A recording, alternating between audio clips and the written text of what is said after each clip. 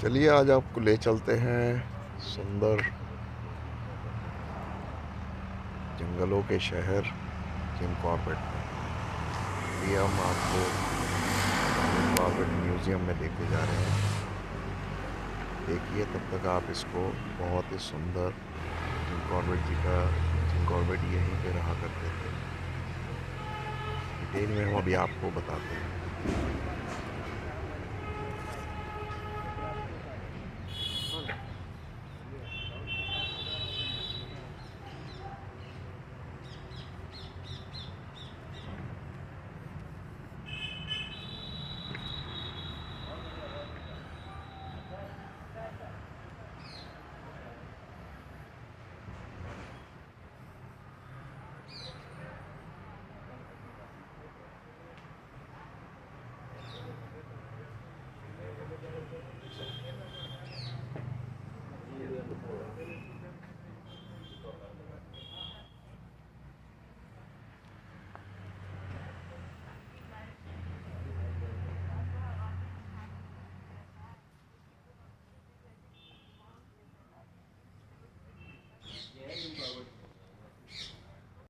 Jim Corbett का आदर्श गांव।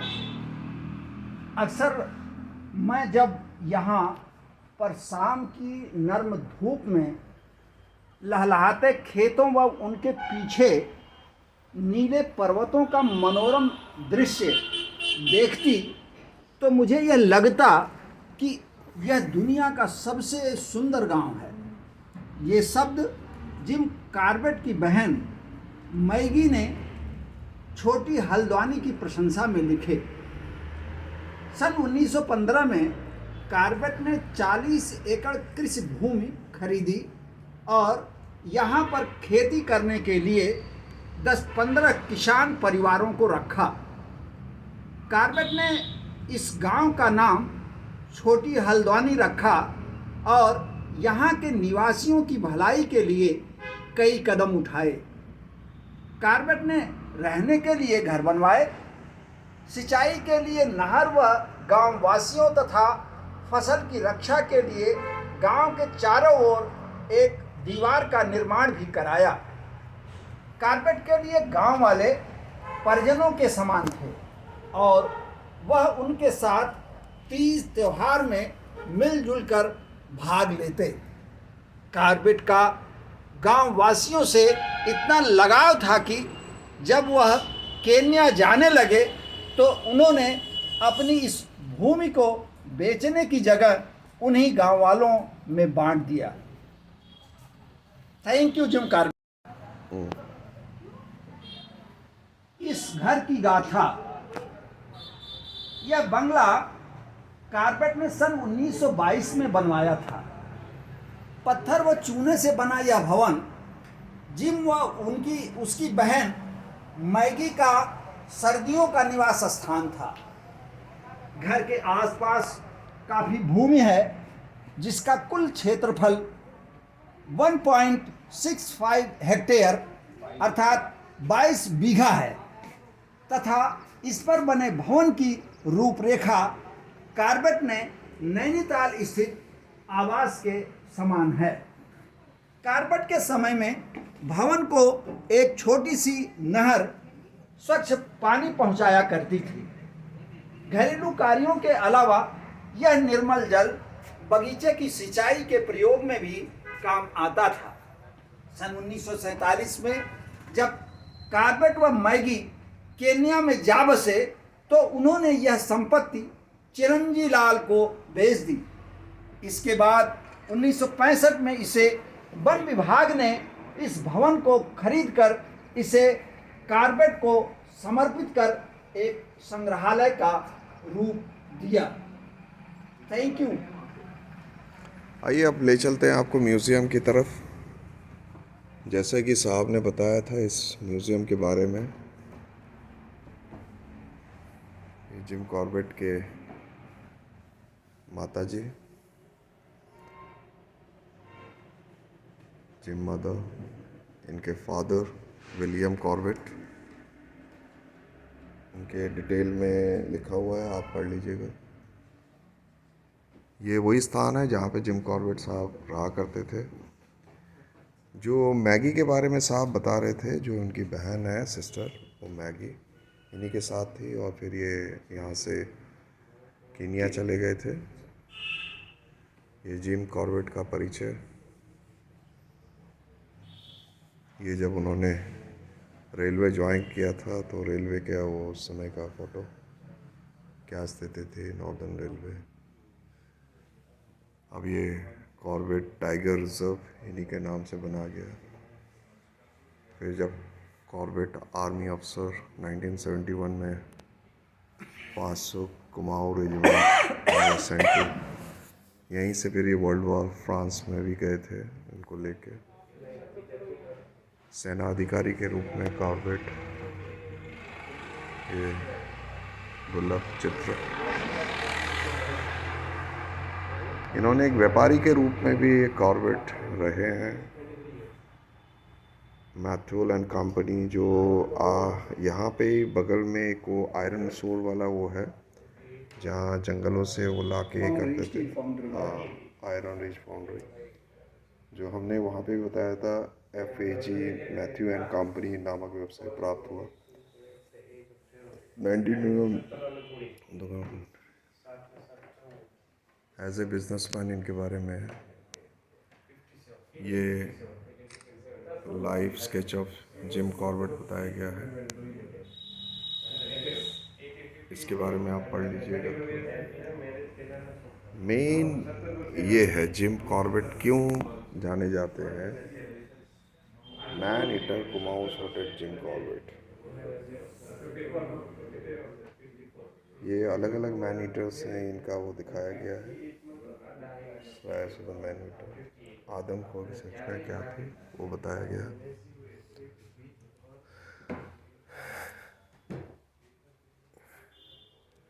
ये मास्टर ऑफ मैनी ट्रेडर, एक महियानी व्यक्तित्व। लोग इनको, जो इधर लिखा है, अधिकतर लोग कॉर्बेट को एक प्रसिद्ध एक शिकारी लेखक के रूप में शिकारी जानते हैं, लेकिन वो लेखक के रूप में भी जाने जाते हैं। वो कई विधाओं के परंपरा पारंगत थे। एक उच्च श्रेणी के फोटोग्राफर थे, ये फिल्म निर्माता थे और ने वन्य जीवियों के ऊपर काफ़ी रोमांचित छायाचित्र उतारे और फिल्में बनाए हैं। आपने देखा होगा कि अगर आपने एक वीडियो देखा होगा जिसमें एक शेर और जो लायन एंड टाइगर की लड़ाई देखी है, ये भी उन्हीं के द्वारा चित्रांकित किया गया था काफ़ी साल पहले, जो ब्लैक एंड वाइट है। और ये वन जीवी की जागरूकता के लिए भी उन्होंने काफ़ी ये काम किया है और उन्होंने तस्वीर और फिल्में भी बनाई हैं। और उनका एक और ख़ासियत थी कि जो जो जानवर मर जाते थे, उनके क्या करते थे, उनकी छाल को हुई भी आकृति में बना के वो उसको ऐसे ही रखते थे ताकि ये लगे कि हाँ ये असली है। जैसे मैंने बताया, पक्षी प्रेमी थे, उन्होंने काफ़ी तस्वीरें पक्षियों के लिए हैं। नेचर लवर, प्राकृतिक प्रेम जो इनका था, लोग इनको शिकारी के नाम पे जानते हैं, लेकिन आम शिकारी नहीं बल्कि एक प्राकृतिक प्रेमी थे जिनका जंगल व जंतुओं से गहरा लगाव था। ये एक खास बात ये भी है कि नैनीताल नगर पालिका के सदस्य भी थे। इन्होंने नैनीताल में एक पक्षी विहार भी बनाया है। उन्होंने मछलियों के ऊपर भी काम किया है, मछली संरक्षण कार्य भी किया। फिर उन्होंने कुछ कानून भी पास किए थे जो आपको आज भी है। और सार्वजनिक निर्माण समिति थे, उसके अध्यक्ष भी थे, जो वनों को काटने में नियंत्रण करने, और वन जीव संरक्षण समिति भी उन्होंने किया। एक दयालु व्यक्ति के तरह भी जाने जाते हैं। इन्होंने काफ़ी यहाँ के लोगों की मदद की।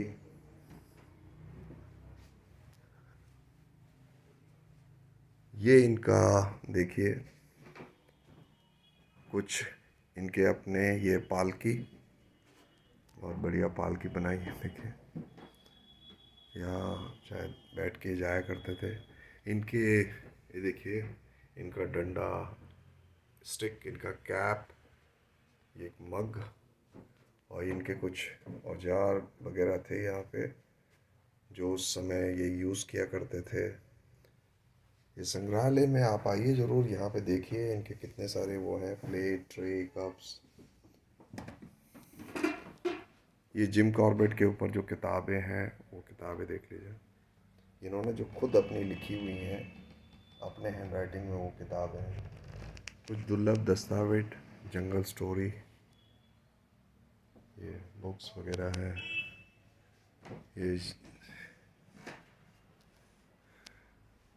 ये नैनी लेक में जो उन्होंने 50 किलो की एक मछली पकड़ी थी उसका फ़ोटो है। ये देखिए लाइट का कैसे लैंप्स वगैरह हुआ करते थे।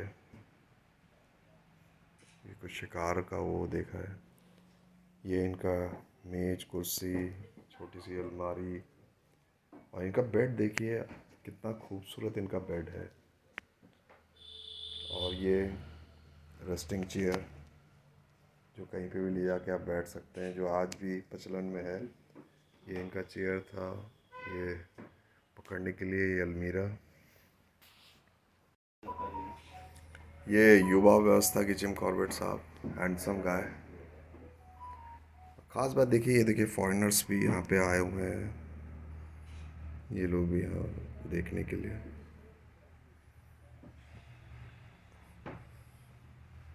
ये जो बाएं तरफ देख रहे हैं ये जिम कॉर्बेट साहब हैं।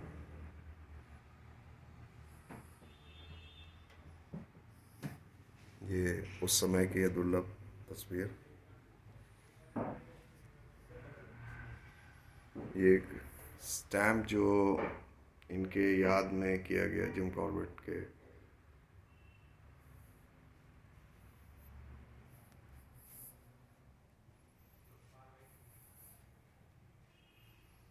इनको काफ़ी पुरस्कार से भी सम्मानित किया गया है। वर्ष 1920 में प्रथम विश्व युद्ध में सेना का उल्लेखनीय योगदान के लिए कॉर्बेट को वॉलेंटियर्स डेकोरेशन से भी सम्मानित किया गया है। और भी इनको सम्मान मिले हैं जो आप यहाँ देख सकते हैं।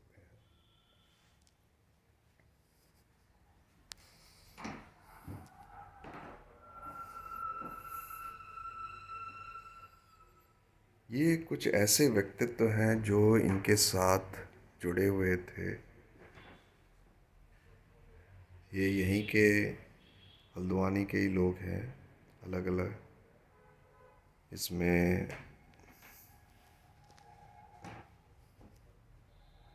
बहादुर शाह खान साहब हैं, कुंवर सिंह हैं, मोती और पनुआ हैं, राम सिंह हैं, और धनमन गोस्वामी जी हैं।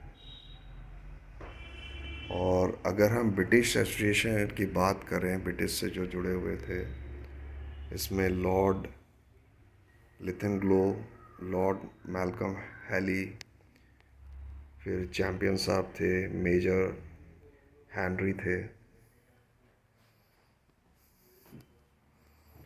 इनका जो अंतिम समय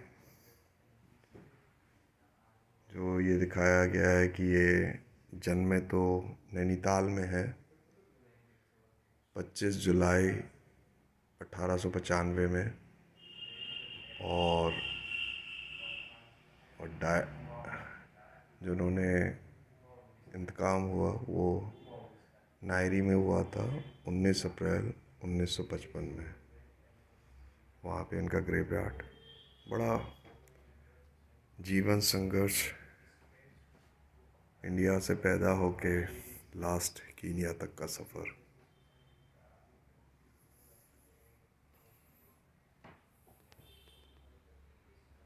कीनिया में कॉर्बेट एक्स्ट्राऑर्डिनरी राइटर, इनके द्वारा लिखी गई कुछ असाधारण कृतियाँ जो आज भी आप ये कर सकते हैं। ये कुछ दुर्लभ पत्र, ये चिरंजी लाल को इन्होंने लिखा था 7 फरवरी 1952 को।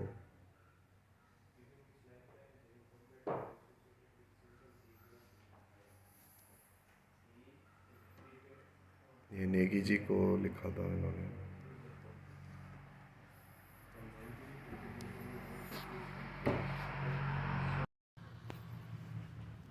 ये इनके कुछ पत्र, और ये जिम कॉर्बेट साहब एक शेर के साथ। ये बहादुर खान उनके साथ है।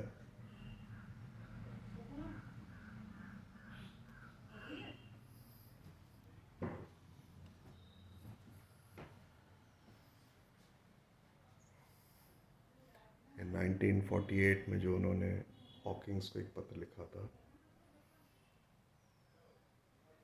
ये बाबू जगत सिंह को एक पत्र लिखा था इन्होंने 1951 में। वही बाबू जगत सिंह को एक पत्र लिखा। नेगी जी के काफ़ी सारे पत्र इन्होंने लिखे हैं।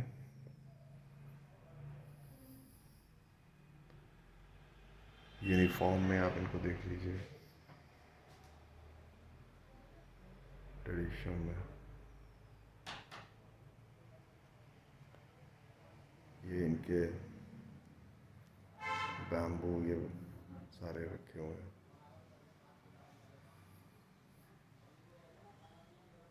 ये अपनी सिस्टर मैगी के साथ।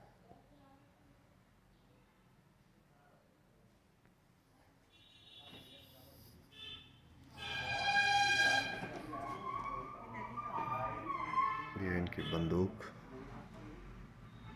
1907 के।